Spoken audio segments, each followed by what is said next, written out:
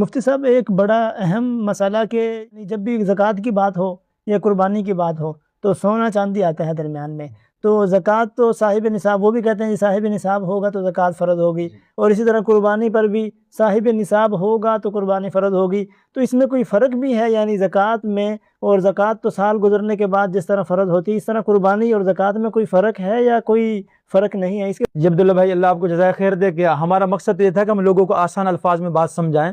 آپ نے بہت پیارا سوال کیا کہ جب بھی بات آتی ہے نصاب کی یا بات آتی ہے زکوٰۃ کی، قربانی کی، تو لوگ سمجھتے ہیں کہ ان پہ بھی سال گزرنا ضروری ہے۔ یاد رکھیں دو موٹے فرق ہے قربانی کے نصاب میں، وہ چاہے عید الفطر کا ہو یا قربانی کا، اور زکوٰۃ کے نصاب میں دو موٹے فرق ہے۔ ایک فرق یہ کہ زکوٰۃ کے لیے سال گزرنا ضروری ہے اس مال پر، لیکن قربانی کے لیے، صدقہ فطر کے لیے سال گزرنا ضروری نہیں ہے۔ کسی آدمی پر قربانی ہی کے دنوں میں اتنا مال آ گیا جس سے وہ صاحب نصاب بنتا ہے 52.5 تولہ چاندی کے وقدر کسی عورت پر، تو اب اس پہ قربانی واجب ہوگی۔ ایک فرق۔ دوسرا فرق یہ کہ عبداللہ بھائی کہ ہم زکوٰۃ کے لیے 4 اموال ہیں، 4: سونا، چاندی، نقدی، سامان تجارت۔ لیکن قربانی میں دوسرا فرق یہ ہے کہ قربانی صدقہ فطر میں جو 5ویں چیز ہے وہ ضرورت سے زائد سامان ہے، وہ چیزیں جو پورا سال بھر استعمال نہیں ہوتی، اس کی ضرورت نہیں ہے، زائد ہیں، ان کو بھی شمار کیا جائے گا، ان کی مالیت کو بھی۔ یہ فرق ہے قربانی میں۔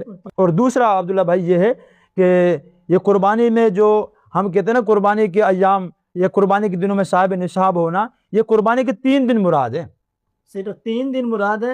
یعنی 3 دن کے علاوہ جس طرح زکوٰۃ میں تو یہ ہوتا ہے کہ پورا سال یعنی بندہ صاحب نصاب ہوگا تو پھر سال بعد یعنی اس پر زکوٰۃ آئے گی، لیکن جو قربانی ہے صرف 3 دن مراد ہیں اس سے؟ بالکل 3 دن مراد ہیں۔